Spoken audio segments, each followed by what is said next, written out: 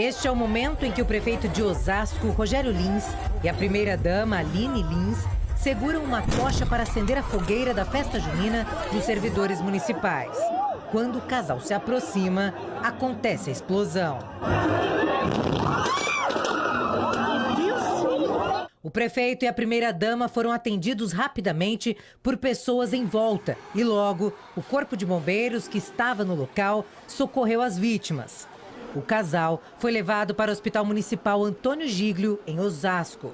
O prefeito teve 14% do corpo queimado e a primeira-dama 8%. Segundo o médico que cuida do casal, o fogo atingiu mais o rosto, braço e mãos. O acidente foi grave e o tratamento do queimado exige um cuidado na terapia subsequente para minimizar sequelas. Eles receberam um atendimento protocolar e depois foram encaminhados ao centro cirúrgico para a realização de curativo sob sedação. O estado de saúde das vítimas é estável. A previsão é que o prefeito de Osasco e a mulher tenham alta daqui uma semana. O político afirmou nas redes sociais que eles estão bem e em recuperação. O prefeito está extremamente agradecido, ele é uma pessoa de muita fé, ele agradece todas as orações realizadas em nome do casal. A festa junina teve cerca de 2.000 participantes. Além do casal, outras 2 pessoas também foram levadas para o hospital com ferimentos leves. A Polícia Civil apura as causas e eventuais responsabilidades pelo acidente.